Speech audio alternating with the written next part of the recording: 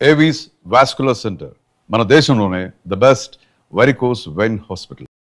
నేను మహారాజు గారి కొడుకు చిట్టుబాబు గారిని కలిశాను సార్. కలిసినప్పుడు వేరే సందర్భంలో ఆయన చెప్పింది అదే, స్క్రిప్ట్ మీద, డైలాగ్స్ మీద, కృష్ణ గారి మీద సినిమా ఆవుద్దన్న నమ్మకం టీం మొత్తానికి ఉంది.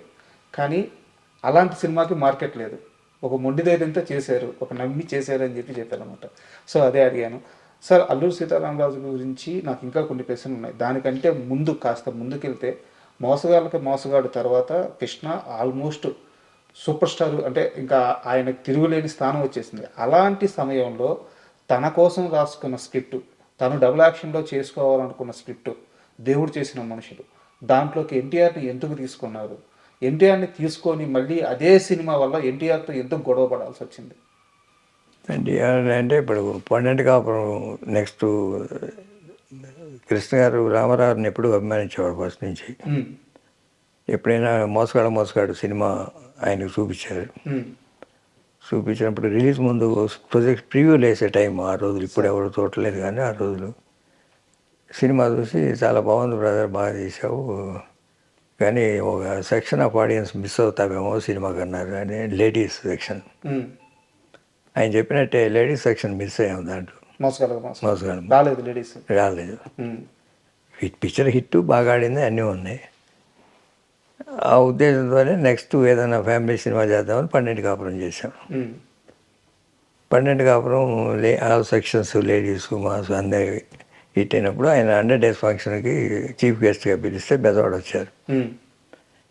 అక్కడ థియేటర్లోనే కృష్ణ గారు మీతో సినిమా చేయాలని ఉంది బ్రదర్ అంటే, అన్నగారంటే ఆయన వెంబటే అక్కడ స్పాంటేనియస్గా అనౌన్స్ చేశాడు, నేను నెక్స్ట్ పద్మాలయలో కృష్ణ గారు సినిమా చేస్తున్నాను, కృష్ణతో సినిమా అని. ఎన్టీఆర్ ఆ తర్వాత ఏదో ఆంధ్ర స్టేషన్ గొడవలో ఆంధ్ర ఆయన సపోర్ట్ చేయటం, వాళ్ళు విభేదించడం, ఆంధ్ర స్టేషన్ సపరేట్ జయ ఆంధ్ర మూమెంట్ ఆయన సపోర్ట్ చేసి హంగర్ స్ట్రైక్ ఒకరోజు మెటాస్ పానల్ పార్టీలో కూర్చొని గవర్నర్ రిప్రజెంటేషన్ ఇచ్చి డొనేషన్స్ అన్ని కలెక్ట్ చేసి రైస్ పంపించాము. కృష్ణ గారు సపోర్ట్ చేశారని జయాంధ్ర ఉద్యమానికి ఆయన ఎన్టీఆర్ గారు. బట్ నేను అడుగుతుంది సార్, దేవుడు చేసిన అప్పుడు దేవుడు చేసిన మనుషులు చేద్దాం అనుకొని కథ హనుమంతరావు తయారు చేశారు. ఇద్దరు కలిసి ఆ ఫంక్షన్ రోజు, పన్నెండు కాపురం ఫంక్షన్ రోజు తయారు చేసాం. ఆయన చేస్తాను చేయట్లేదు అనే ఉద్దేశంతో ఇంకో పిక్చరు ఏదో ప్లాన్ చేసాం. ఓకే. బట్ ఆయన సడన్గా చేస్తానన్నారు. ఓకే. ఏమంటే సింగిల్ షెడ్యూల్లోనే చేసాం 45 days సినిమా. ఎప్పుడు అవైలబుల్ ఆర్టిస్ట్ అనేది తప్ప పలానా ఆర్టిస్టు ఉంటేనే సినిమా లేకపోతే లేదు అనేది లేదు. ఆయన డేట్స్ ప్రకారం ముందు జమున గారు హీరోయిన్ అనుకున్నాం, ఆ డేట్స్ అడ్జస్ట్ కాకపోతే జయలలిత గారిని తీసుకున్నాం. అట్లా జరిగింది సినిమా. అదే 100 days ఫంక్షన్ అయినాక దాంట్లో 100 days ఫంక్షన్ కాదు, మన రిలీజ్ అయిన పాటల పుస్తకాల్లో మా రాబో చిత్రం అల్లూరి సీతారామరాజు అని వేసాం. ఓకే. నెక్స్ట్ సినిమా ఆ రోజులు అది అలవాటు. ఆయన కూడా చేసి మా పాటల పుస్తకంలో వేసాడు, మా రాబో చిత్రం అల్లూరి సీతారామరాజు అని. అప్పటికి ఎన్ని ఏళ్ళ క్రితం సార్? అది 11 years క్రితమే. వాడు తీరా అప్పటి నుంచి మేము పోటీగా తీస్తున్నామని చెప్పి ఆయన ఫంక్షన్ కూడా రాలేదు. దేవుడు చేసుకున్న 100 days ఫంక్షన్. కరెక్ట్, అదే సార్ నా క్వశ్చన్. ఫంక్షన్కి రాలేదు. తర్వాత అయిపోయింది, అది తీద్దాం అల్లూరి సీతారామరాజు చేయటం అంటే ఆయన పిలిచి ఏదో మాట్లాడటం. ఇప్పుడే పిల్లలు పైకి వస్తున్నారు, అది దాంట్లో లేదు, ఏమి కమర్షియల్ ఇంగ్రీడియంట్స్ లేవు, దెబ్బతింటారనేది. అంటే మేము రాసుకున్న స్క్రిప్ట్లో ఉన్నాయి కమర్షియల్ ఇంగ్రీడియంట్స్, మీరు రాసుకున్న స్క్రిప్ట్ మాకు తెలియదు కదా, మీరు ఇప్పటికీ తీస్తానంటే మేము మానేస్తానని కూడా కృష్ణ గారు అన్నారు. ఆయన లేదు దాంట్లో ఏమీ లేదని చెప్తున్నాను కదా, ఇంకేదైనా సినిమా తీసుకోండి, కావాలంటే కలిసి చేద్దాం, లేకపోతే తీసుకోండి అని. నేను మీరు తీయొద్దు అన్నారు. అది కరెక్ట్ కాదు, మన స్క్రిప్ట్లో మన నమ్మకం ఉందని మేము ప్రొసీడ్ అయిపోయాం. ఒక హిస్టరీ అంటే ఇది మీరు చాలా దగ్గరలో చెప్పలేదు, బట్ నేను అనుకుంటున్నాను అంటే తెలుగు సినిమా ఇండస్ట్రీలో అత్యధిక రెమ్యునరేషన్ ఇచ్చి కృష్ణ గారితో సినిమాలు తీయడానికి చాలామంది నిర్మాతలు ముందుకొచ్చారు, ఇచ్చారు అని చెప్తారు, నిజమేనా? అత్యధిక ఏముంది, అప్పుడు ఉన్న టాప్ రెమ్యునరేషన్స్ ఉండే వాటిలో ఈయన ఒకడు. సౌత్ అని కాదు, తెలుగు. తమిళ్లో పెద్దగా అప్పటికి ఎంజీఆర్ గారు పైకి వెళ్ళిపోయారు చాలా. సార్ తెలుగులో ఉన్నంత వరకు టాప్ రెమ్యునరేషన్సే ఉన్నాయి. అప్పటికి కృష్ణ గారికి, సోమన్ బాబు గారికి, రామారావు గారికి, నాగేశ్వర గారికి ఆల్మోస్ట్ మొరార్లెస్ ఒకటే ఉండేవి. అంతకుముందు సెకండ్ గ్రేడ్లో ఉండేవాళ్ళు ఈక్వల్. అల్లూరి సీతారామరాజు తర్వాత ఆల్మోస్ట్ నెంబర్ 1 ఇంకా. అవును.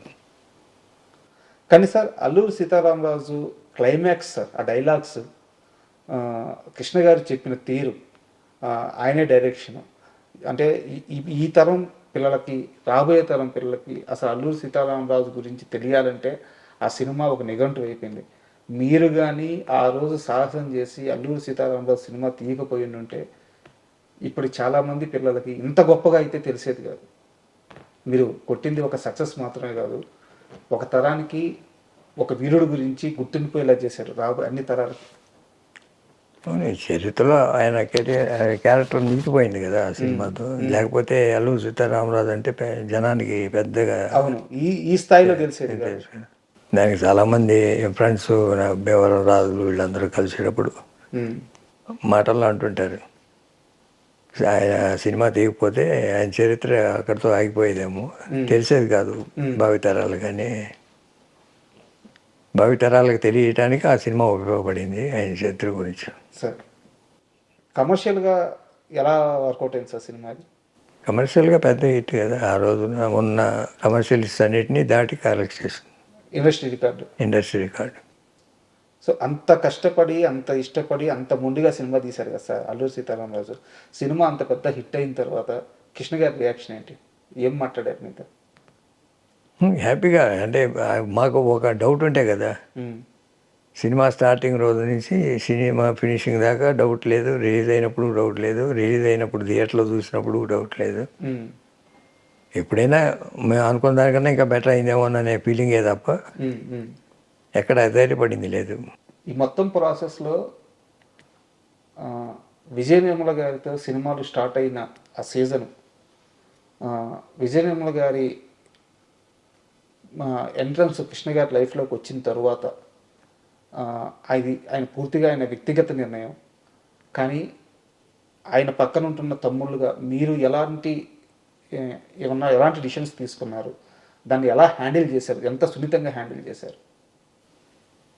అది ఎప్పుడు కాంట్రవర్సీ చేసుకోలేదు, అది ఆయన వ్యక్తిగత నిర్ణయం. అంతేగాని ఆయన ఫ్యామిలీని ఏమి నెగ్లెక్ట్ చేయలేదు.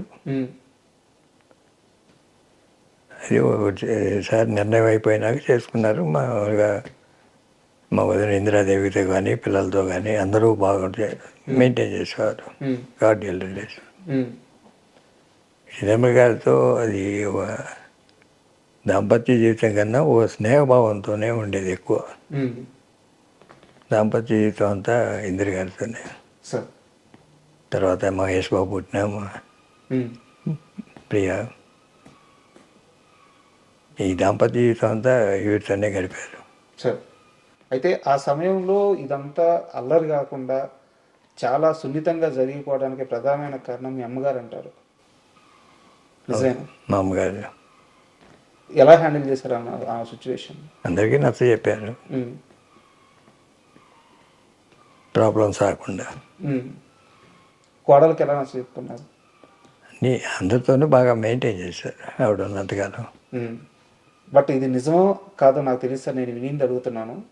మీకు సమాధానం చెప్పాలనిపిస్తే చెప్పండి, లేకుంటే లేదు, వదిలేసేయండి. ఫ్యామిలీ మొత్తం మీద హనుమంతరావు గారు మాత్రం ఈ విషయంలో కాస్త ఎక్కువ అపోజ్ చేశారు. తర్వాత అన్న మాటకి ఎదురు చెప్పలేక, అన్న నిర్ణయానికి ఎదురు చెప్పలేక ఆయన మౌనం వహించారు అంటారు, నిజమేనా? కరెక్ట్. అసలు ఆయన ఎప్పుడు ఇన్వాల్వ్ అవ్వలేదు. ఓకే.